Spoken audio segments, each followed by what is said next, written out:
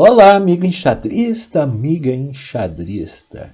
Herzog aqui contigo no canal As Soluções Criativas, tratando na gravação de hoje sobre personalidades do xadrez. E quem nós vamos conhecer um pouco melhor hoje será o senhor Mikhail Moiseievich Botvinnik. Olha ele aqui. Este simpático e sorridente grande mestre russo, ele foi de uma importância para o xadrez incalculável, inestimável. E eu já vou dizer para vocês por quê. Ele ficou conhecido quando, aos 14 anos, derrotou o Capablanca, numa partida. Capablanca, naquela época, era um sujeito que tinha um patamar como o Magnus Carlsen tem hoje. Poucas pessoas no mundo são capazes de vencer o Magnus Carlsen hoje, assim como poucas eram capazes de vencer o Capablanca naquela época. Então ele era, a princípio, o oponente a ser batido, certo? Então, aos 14 anos, Mikhail Moiseievich Botvinnik consegue esse expressivo feito. Ele também foi hexacampeão russo, nos campeonatos de 1931, 33 e 39, 41, 45 e 52. Aqui a gente destaca porque não foi uma sequência direta, porque lá na Rússia a coisa é complicada. O pessoal só tinha fera lá, como hoje inclusive ainda só tem fera, é difícil realmente. Não é só de xadrez que vive o russo ali para ganhar o campeonato russo. Depende de uma preparação completa para essa competição específica. Ele também foi tricampeão mundial, teve 3 momentos que ele reinou sobre os tabuleiros, de 1948 a 57, depois de 58 a 60 e depois de 61 a 63. Foi um treinador 3K. Por que 3K? Porque ele treinou nada mais, nada menos que Karpov, Kasparov e Kramnik. No vídeo sobre o Karpov, que foi feito aqui, eu comentei que eu ia puxar a orelha dele quando eu falasse dele aqui. Porque como assim ele diz para o Karpov, como assim tu me diz para o teu pupilo, o menino Karpov, ele não tem futuro no xadrez. Ele não tem jeito. Porra, o cara se tornou campeão mundial. Todos os 3, Karpov, Kasparov, e Kramnik foram campeões mundiais na sua vida em algum momento. Então é mole ou que é mais? Tinha uma certa marra aí, o senhor Botvinnik. Outra situação na qual ele foi muito importante para o xadrez é porque ele era um acadêmico, ele era um cara da ciência, ele estudava. Então, ele desenvolveu planos que hoje se tornaram variantes em defesas que o pessoal joga muito, principalmente a nível competitivo aí nos grandes torneios, como a Ninzoíndia, a Eslava e a Francesa. Todas essas defesas receberam em algum momento alguma variante desenvolvida pelo Mikhail Botvinnik.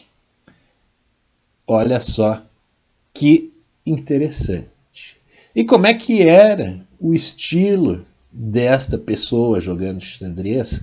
Como que ele resolvia os problemas do jogo? Que características da sua personalidade o ajudavam a resolver esses problemas do jogo? O que é personalidade? Vamos pensar na personalidade como um conjunto de preferências que a gente desenvolve ao longo da vida, que às vezes se estabelecem de uma forma mais rígida e às vezes de uma forma mais flexível. E, ao mesmo tempo, são os recursos de onde a gente tira as principais soluções aí para se ajustar aos dilemas que o tabuleiro vai mostrando. Dito isso, nós vamos conhecer o jogo aqui do Botvinnik na abertura inglesa.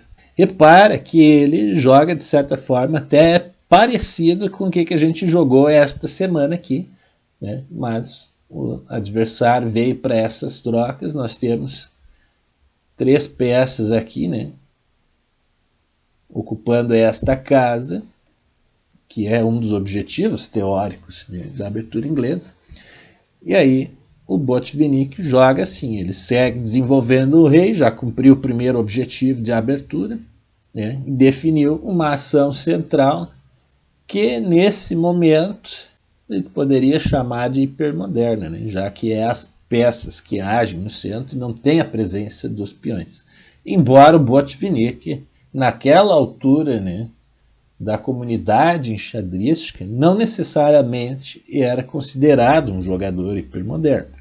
Você vê que ele tinha a característica da ponderação. Ele não fez nenhum lance mais incisivo até o presente momento. Ele está posicionando as suas peças aqui, totalmente de acordo com aquela ideia, né, do meio jogo 1, né, que a gente conceituou aqui.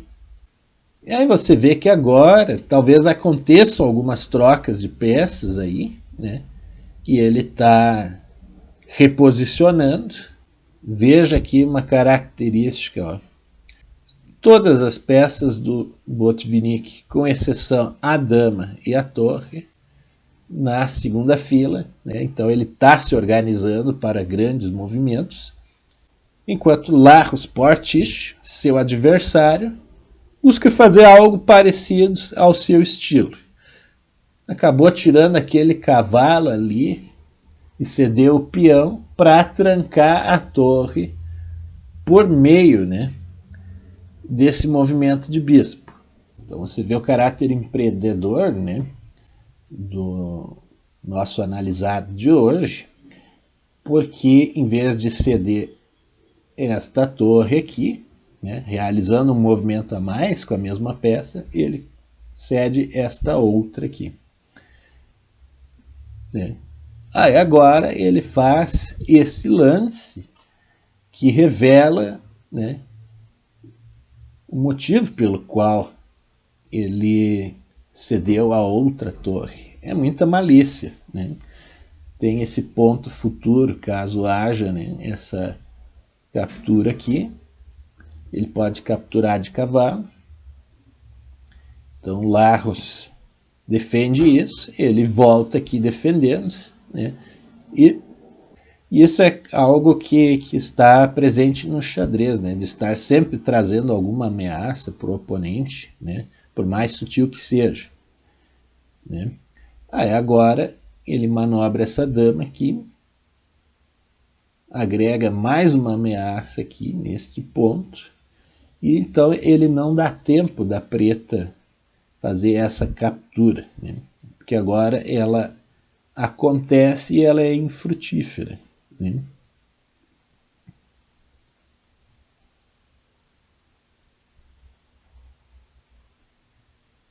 É aqui com toda uma engenharia, né? O rei só foge para cá, ou então avanço de peão, né? Que foi o que fez Larros, né? E agora Botvinnik expõe de vez, né, o rei preto. E aí você vê, né, toda a trajetória desta partida. Né? Até aqui ele organizou suas peças, né? Num momento que o jogador tentou manobrar aqui, ele veio para cima tecnicamente. Isso foi uma forma muito técnica de jogar, se aproveitando desse recuo, talvez impensado, do Larros. Né? E repare que não era qualquer jogador, era o Larros, né? Um grande jogador da época, né?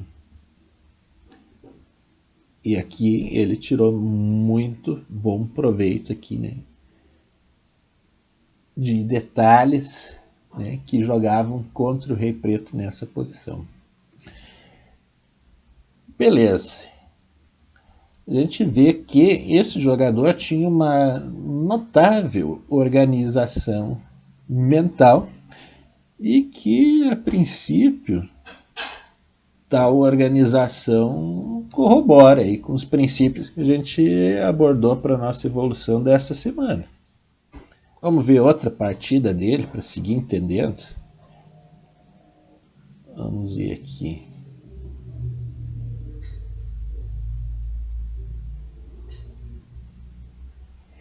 Bom, como tudo na vida tem um aspecto positivo e pode ter aspectos negativos, vamos tentar entender se essa característica de uma organização mental não confundir às vezes o nosso jogador aqui, né? Nós temos Botvinnik contra Taimanov agora, jogando Ninzo Índia, né? Que foi uma linha para a qual ele contribuiu muito, teoricamente. Nessa época se jogava muito com esse esquema aqui, né, e esse peão, né, com um propósito de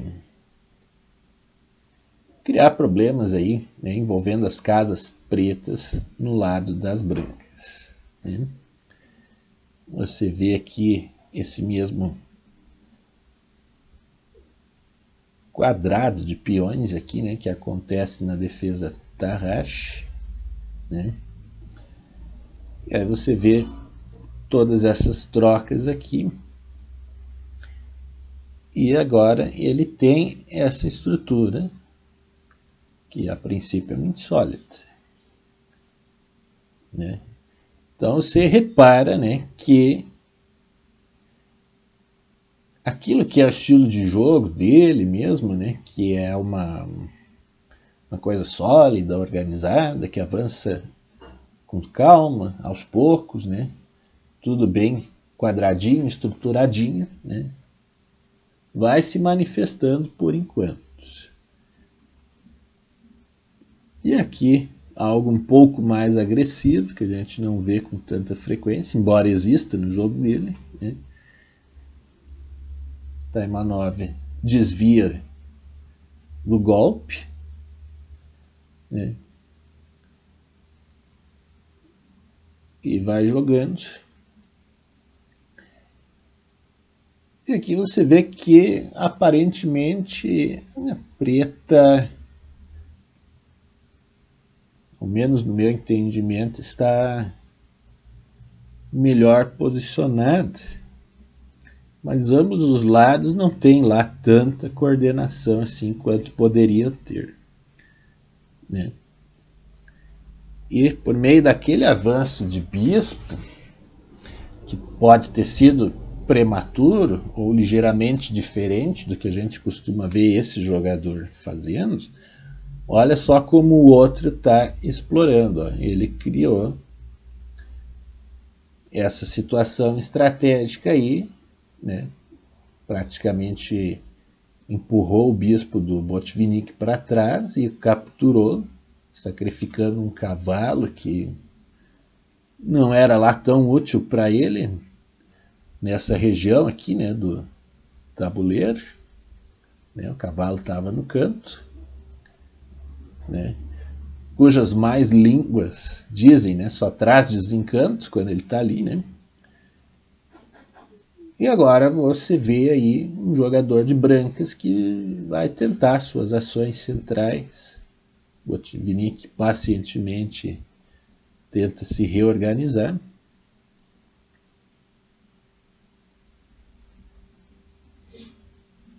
Aqui se reforça um pouco essa proteção, né? Vai se reorganizando e um avanço gradual das peças, né? Como normalmente o próprio Botvinnik gosta de fazer, né? Então você vê que aparentemente ele dependia muito do jogo dele acontecer de acordo com o ritmo que ele conseguia jogar. E aí, como ele próprio, né, acelerou esse ritmo nessa partida, né, não sei com qual propósito, ele agora está tendo que lutar, digamos assim, contra elementos que são do próprio jogo dele. Né? Você vê que agora, aqui, nessa posição, ele conseguiu tempo para se reorganizar, mas novamente ele vai sendo atacado. Né? Está havendo uma espécie de troca de golpes, né?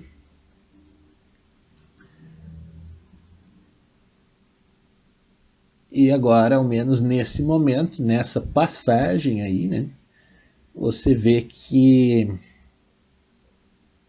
as pretas têm maioria na ala da dama, dá para lutar aqui ainda, né? Mas elas têm uma qualidade aí para esse final que aparentemente não é a melhor, né? Porque é cavalo, torre e dama contra cavalo, torre e bispo, né? Mas, né, nós vamos verificar se é melhor ou se não é, né, com o transcorrer da partida.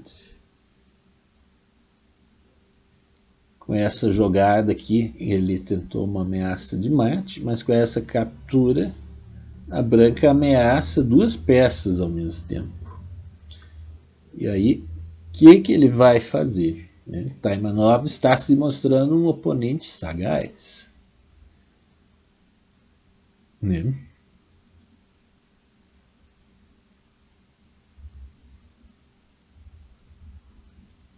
Um oponente sagaz.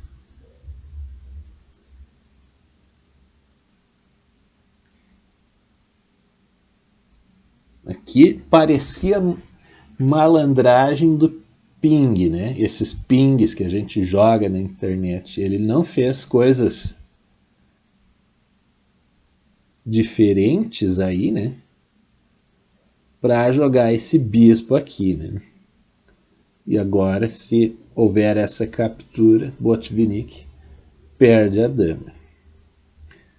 Então você vê, né, que ninguém era flor que se cheire nessa época aí, nesses campeonatos, né?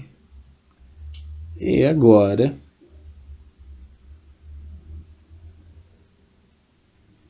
Taimanov captura esse peão aqui, né? E isso representa uma vantagem posicional decisiva. É decisivo porque iguala as forças, né, que existiam aqui. Então, a longo prazo, difícil, né, pensar em promoção. E é um tipo de lance que o Botvinnik também faria, né, porque ele era muito precavido. E esse lance coloca forte pressão aqui nessas outras peças, embora não pareça, porque, né, havendo pouco movimento dessas outras aqui, né, coloca a necessidade de alguma delas aqui se mover, e todos os movimentos são ruins. Né? Se a dama conseguir dar um cheque aqui, é mate. O rei não tem para onde fugir, né? E aí veio este lance aqui. Novamente, aquele mesmo golpe de antes. Agora impedindo a dama de vir para cá defender, né? E Taimanov tem fortíssimas ameaças aqui que representariam, né, o fim desta partida. E por isso Botvinnik abandona. Certo, então nós vimos hoje aqui personalidade aí do nosso amigo Botvinnik, né? E ele tinha essas características, né, de uma organização, né, a prudência, e colocava isso com maestria no seu jogo. Quero falar para você aqui da mentoria rumo ao centro do jogo. Uma oportunidade para que você entenda a sua percepção, domine sua reação e conquiste consistência no xadrez. Né? Consistência essa, como a do Botvinnik, por exemplo. Imagine um estilo de jogo no qual as suas principais características de personalidade orientam as ações. Aqui, como você viu no jogo do Botvinnik, por exemplo. Você conhece o suficiente da sua personalidade? Você conhece já o suficiente das suas reações corporais? Como que você fica, por exemplo, quando você olha para o tabuleiro ali e se sente sem recursos, sem saber o que fazer? Você já vivenciou isso aí? Como é que você lida com isso? Esse tipo de coisa, tudo isso aparece num acompanhamento de 21 dias, né, da mentoria Rumo ao Centro do Jogo, onde a gente vai identificando essas questões e procurando organizar a partir do jogo que você já joga, né, e trazendo os aprimoramentos para que esse jogo tenha a sua cara. Olha só que bacana, que interessante, certo? Então, se você quiser mais detalhes sobre isso, fazer o seu orçamento, clique no link da descrição e conheça a mentoria Rumo ao Centro do Jogo, certo? Gratidão por existir, por me assistir. Não se esqueça, mova seus peões e me encontre no próximo vídeo.